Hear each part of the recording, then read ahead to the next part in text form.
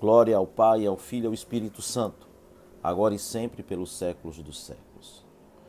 Bem-vindo à nossa meditação de hoje. Hoje, que é a oitava quarta-feira depois do Pentecostes, onde a Santa Tradição nos leva a meditar em duas porções das Sagradas Escrituras. A primeira que está em 1 Coríntios 10, 12 a 22, e a segunda que está em Mateus 16, de 20 a 24. A primeira diz o seguinte: portanto, quem pensa estar de pé, veja que não caia. Não vos sobreveio tentação alguma que ultrapassasse as forças humanas. Deus é fiel, não permitirá que sejais tentados além das vossas forças, mas com a tentação ele vos dará os meios de suportá-la e sairdes dela. Portanto, caríssimos meus, fugi da idolatria. Falo como a pessoas sensatas.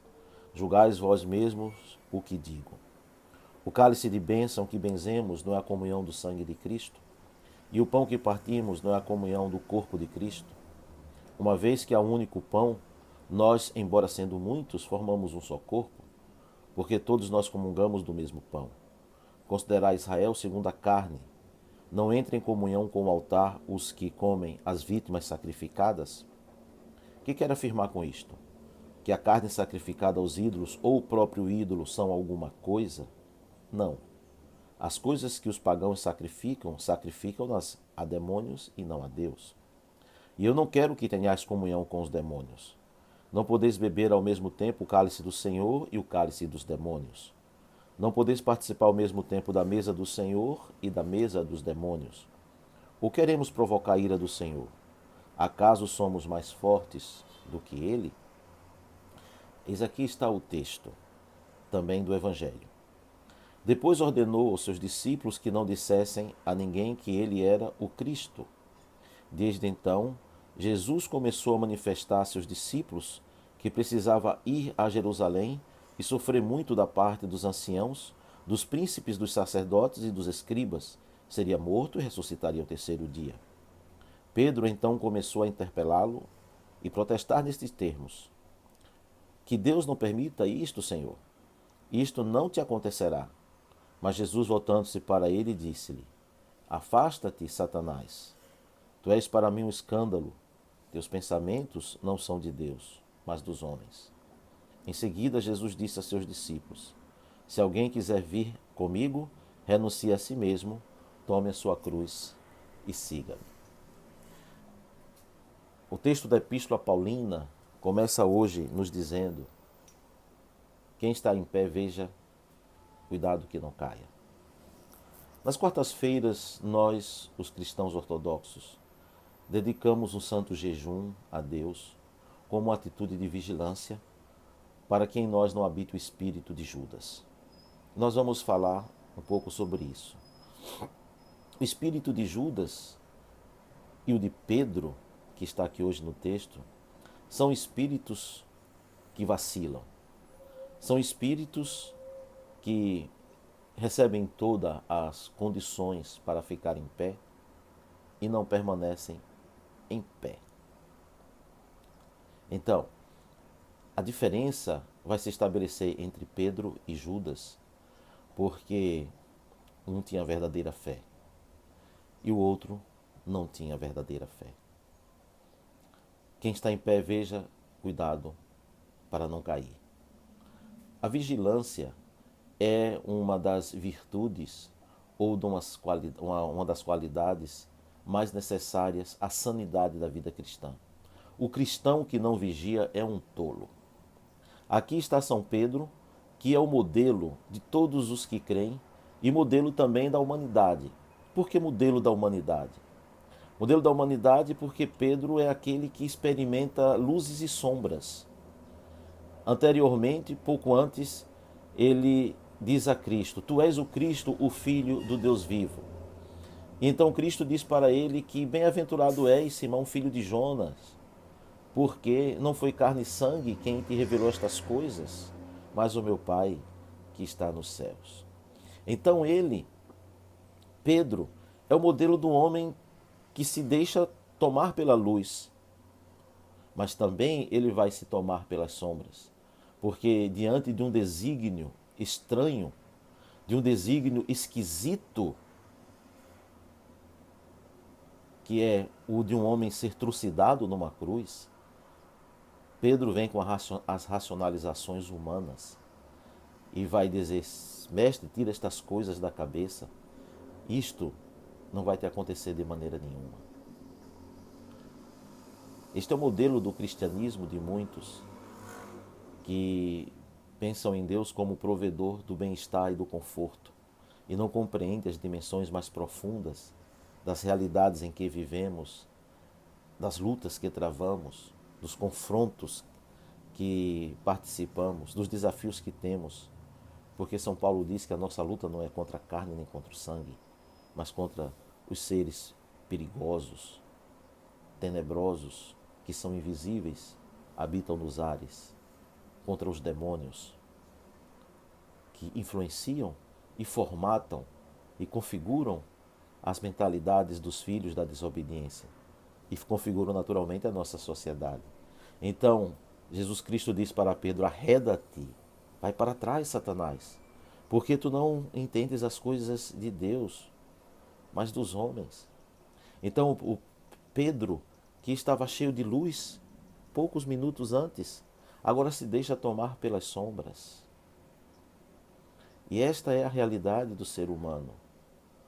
A luz divina, que vem, o sol que vem sobre todos e brilha para todos e faz resplandecer nos seus corações, como diz São Paulo, que Deus colocou no coração humano de todos os homens as suas leis, a nossa consciência, a nossa percepção do certo e do errado. Estas são as luzes, mas também o coração humano desenvolve as paixões, os egoísmos, as ganâncias, as maldades, as intrigas, as disputas e tantas outras coisas, as invejas, então, e tantas outras coisas. E por que Pedro então, o modelo daquele que crê, de todos os que creem? Pedro é o modelo de todos os que creem, porque ele consegue se resgatar, ele consegue transcender as suas sombras, porque ele acolhe a luz. Quando as sombras estão em nós, existe uma luz que precisamos acolher. E que luz é esta? A fé que habitou em Pedro.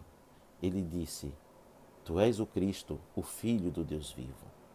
Ele percebeu com quem ele estava falando. Ele percebeu que realidades estavam ocultas naquele ícone que era Cristo, naquele ícone humano. Olhando para Jesus, Pedro não via um simples carpinteiro, nem mesmo um rabi extraordinário. Pedro percebeu além das aparências visíveis. Ele disse: tu és o Cristo, o Filho do Deus vivo. E é isto que é o ícone. O ícone é uma imagem visível que desvenda as realidades invisíveis.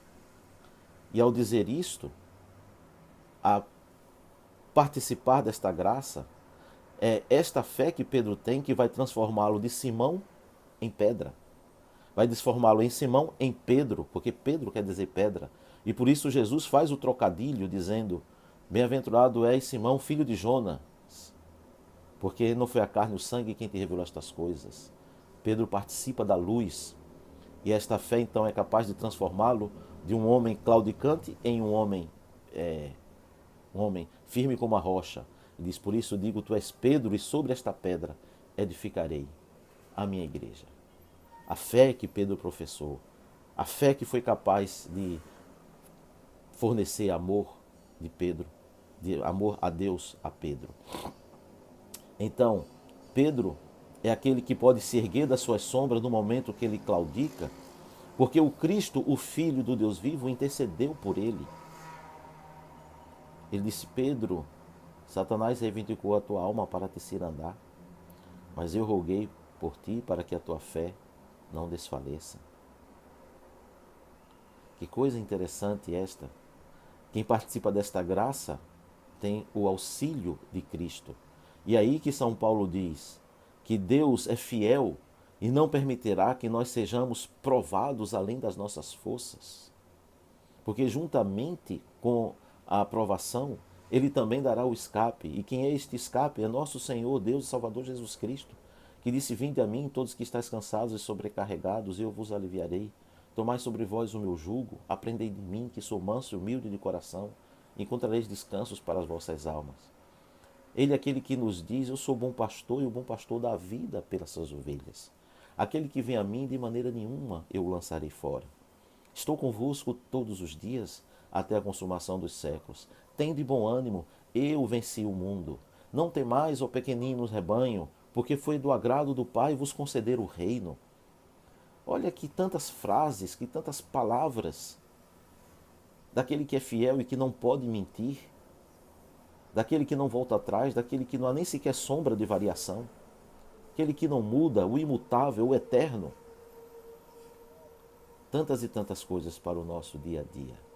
Então Pedro se torna este modelo daqueles que claudicam, daqueles que estão nas sombras e podem se erguer das sombras para a luz por esta fé que edifica a igreja, que é a base de toda a igreja, o Cristo, o Filho do Deus vivo. São Paulo diz que somos edificados sobre o fundamento dos apóstolos e dos profetas, sendo o próprio Cristo a pedra angular. E Pedro, a pedra do trocadilho, também diz: chegando-vos para ele, o Cristo, a pedra sim rejeitada pelos homens, mas para vós outros eleita e preciosa. Quantas e quantas coisas maravilhosas.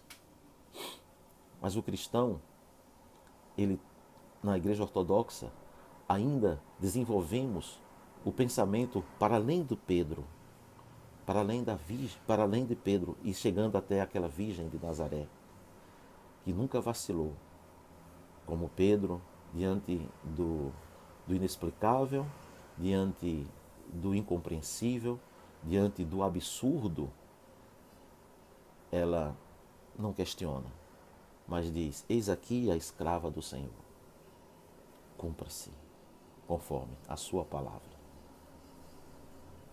Nós temos um outro refúgio, a Santíssima Mãe de Deus, que foi dada por Cristo a toda a igreja, na figura de um apóstolo que foi mais fiel do que Pedro, o apóstolo São João, que não vacilou, que nunca temeu, porque nele estava aperfeiçoado o amor. Ele era o discípulo a quem Cristo amava. Na cruz do Calvário, Cristo diz a João: eis aí a tua mãe. Eis aí a tua mãe. E toda a tradição da igreja vê nessa fala de Cristo, quando Cristo doa a sua mãe à igreja. João representando o modelo de todos os que amam a Deus, de todos aqueles que buscam a Deus de todo o coração. E ele nos deu uma grande intercessora, uma mulher vestida do sol, que tem a lua e as estrelas sobre os seus pés e uma coroa de 12 estrelas na cabeça. O colégio apostólico, aquela que está grávida e dá luz a uma criança que governará o mundo. Esta mulher que tem as duas asas da águia e que consegue resistir ao demônio. E nós cantamos na igreja ortodoxa: ó admirável protetora dos cristãos e nossa medianeira ante o Criador. Não desprezes as súplicas de nenhum de nós, pecadores, mas apressa-te a auxiliar-nos como mãe bondosa que és, pois te invocamos com fé. Roga por nós junto de Deus, tu que defendes sempre aqueles que te veneram. Deus nos deu recursos maravilhosos para enfrentarmos a provação, a dor, as contradições da vida, as tristezas, os ventos contrários. Por isso, na quarta-feira, jejuamos para que sejam as dimensões dos santos que estejam em nós e não a de Judas, que se encheu de sombras, de trevas, e não se deixou iluminar por Cristo, mesmo recebendo do Cristo a graça da comunhão, porque Ele é o primeiro a comungar. Cristo coloca, dá o pão e o vinho para Judas, que estava cheio de trevas, para enchê-los de luz, mas ele não se deixa sensibilizar pela luz. E ele é o modelo de todos aqueles que, ouvindo o Evangelho, que participando dos dons preciosos de Deus, dos santos mistérios, do batismo, do crisma, da Eucaristia, não se deixe iluminar, antes se enche de trevas e segue após suas próprias ambições e se perde. Portanto, o jejum da quarta-feira visa vigiar nossa alma para que não entremos nesse caminho, porque a advertência do apóstolo é: quem está em pé, vigie para que não caia.